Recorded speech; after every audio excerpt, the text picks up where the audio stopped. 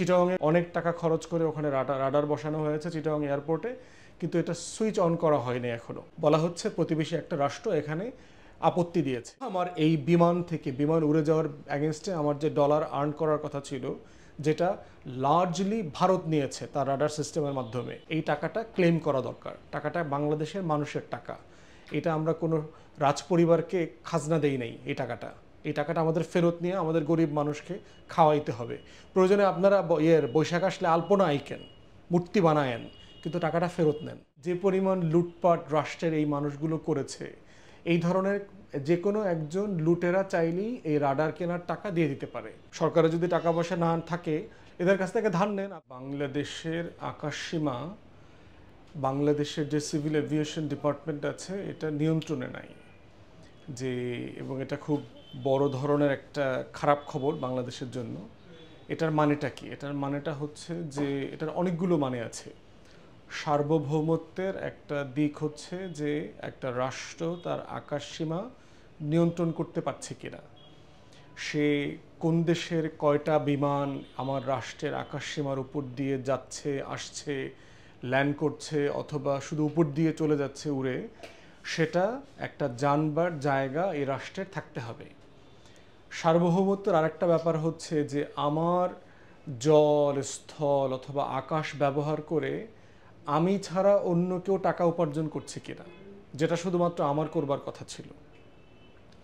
বাংলাদেশের সিভিল এভিয়েশনের একটা রেসপন্সিবিলিটির জায়গা হচ্ছে যে আমাদের এয়ারপোর্টগুলো, যেগুলো ইন্টারন্যাশনাল এয়ারপোর্ট বলছি, ঢাকা, চিটাগং, সিলেট পার্শিয়ালি, এগুলোতে যে ফ্লাইটগুলো ওঠানামা করে একটা দিক, অথবা বাংলাদেশের আকাশসীমা ব্যবহার করে যারা এক দেশ থেকে আরেক দেশে যায়, এই যাওয়া আসার মধ্য দিয়ে বাংলাদেশের আকাশ যেহেতু ব্যবহার করা হচ্ছে, তারা বাংলাদেশকে একটা টাকা দিতে বাধ্য।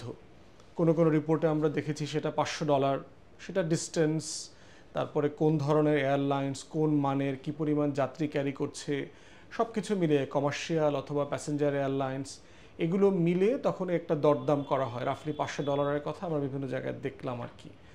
তাহলে সেক্ষেত্রে প্রতি বছর যে পরিমাণ বিমান আমাদের আকাশসীমা ব্যবহার করছে, তাতে আমাদের হাজার হাজার কোটি টাকা লস হচ্ছে।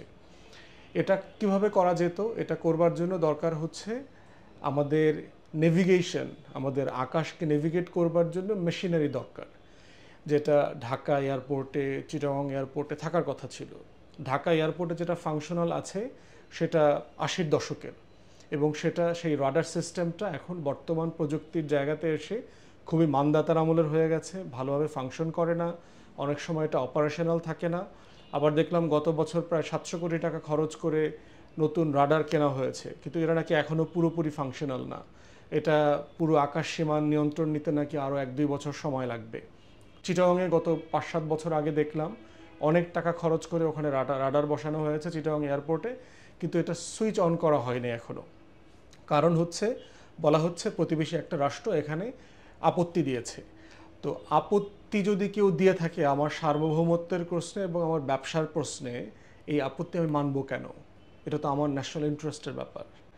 তো এই জন্য আমরা মনে করছি যে আমাদের শুধুমাত্র আকাশসীমার নিয়ন্ত্রণ নেওয়ার প্রশ্ন না, এটা দিয়ে আমার যে আয় উপার্জন করতে হবে, এত উন্নয়ন নাকি দেশে হয়েছে, যে পরিমাণ লুটপাট হয়েছে, ইভেন আমাদের এই দয়াময় বেনজির আহমদ সাহেবকেও যদি রিকোয়েস্ট করা হয়, উনি একাই তো এরকম 2-4টা রাডার আমাদেরকে দিয়ে দিতে পারে, ওনার কাছে যে পরিমাণ টাকা আছে। অথবা আমাদের এই যে সাইফুজ্জামান সাহেব যিনি আছেন, সাবেক ভূমিমন্ত্রী, উনিও তো এই পরিমাণ টাকা আমাদেরকে দিয়ে দিতে পারে, সামিট গ্রুপ দিতে পারে। এই ধরনের টাকা তো আমাদের ট্যাক্সের টাকা থেকে নেওয়ার দরকার নেই। যে পরিমাণ লুটপাট রাষ্ট্রের এই মানুষগুলো করেছে, এই ধরনের যে কোনো একজন লুটেরা চাইলেই এই রাডার কেনার টাকা দিয়ে দিতে পারে। তো দিয়ে দেওয়া হোক। সরকারের যদি টাকা পয়সা না থাকে, এদের কাছ থেকে ধার নেন। আপনি আজিজ খানের কাছ থেকে ধার নেন, ফোর্বস বলেছে সে তো দুনিয়ার বিখ্যাত বিলিয়নিয়ারদের একজন, তার কাছে কিছু টাকা পয়সা ধার নেন, টাকা পয়সা নিয়ে এই রাডারটা কিনে সেট আপ করার ব্যবস্থা করেন। আর হচ্ছে আমার আয় ব্যয়ের হিসাবটা পরিষ্কার করা দরকার। শুধু তাই না, এই রিলেটেড যে আইন আছে সেই আইন বিশেষজ্ঞদের সাথে পরামর্শ করা দরকার, যে গত 30-40-50 বছর একটা রাষ্ট্র স্বাধীন হওয়ার পর থেকে আমি কি পরিমাণ টাকা থেকে বঞ্চিত হয়েছি। এই বিমান উড়ে যাওয়ার অ্যাগেনস্টে আমার যে ডলার আর্ন করার কথা ছিল, যেটা লার্জলি ভারত নিয়েছে তার রাডার সিস্টেমের মাধ্যমে। এই টাকাটা আমি ভারতের কাছ থেকে কিভাবে আদায় করতে পারি, কারণ এই টাকাটার প্রাপ্য মালিক হচ্ছে বাংলাদেশ। অতএব সেটার জন্য যদি মামলা করতে হয়, কোনো সেটেলমেন্টের ব্যাপার থাকে ইন্টারন্যাশনালি, সেটা লিগ্যাল এভিনিউটাও দেখা দরকার। তো প্রথম কথা হচ্ছে আমাদের এক্সিস্টিং রাডার সিস্টেম যেটা আছে সেটাকে ফাংশনাল করতে হবে। যেখানে যেখানে আরও টেকনোলজি অথবা মানে আরও আপ টু ডেট রাডার কেনা দরকার সেগুলো কেনার ব্যবস্থা করতে হবে। যদি টেকনোলজিস্ট অথবা টেকনিশিয়ানকে ট্রেন করা দরকার, ইন্টারন্যাশনালি যারা এক্সপার্ট আছে তাদের সাহায্য নেওয়া দরকার, সেটা করা উচিত। ফোর্থ হচ্ছে আমরা কি পরিমাণ টাকা লস করেছি গত 50 বছরে, এটা না থাকার কারণে সেই টাকার হিসাব করা দরকার। হিসাব করে যারা যারা এই টাকা নিয়েছেন, বার্মা নিয়েছে অথবা ইন্ডিয়া নিয়েছে লার্জলি মোটা দাগে, এই টাকাটা ক্লেম করা দরকার। টাকাটা বাংলাদেশের মানুষের টাকা, এটা আমরা কোনো রাজপরিবারকে খাজনা দেই নাই। এই টাকাটা আমাদের ফেরত নিয়ে আমাদের গরিব মানুষকে খাওয়াইতে হবে। প্রয়োজনে আপনারা বৈশাখ আসলে আলপনা আইকেন, মূর্তি বানায়েন, কিন্তু টাকাটা ফেরত নেন। দেশের জন্য কিছু একটা করেন এই টাকাটা।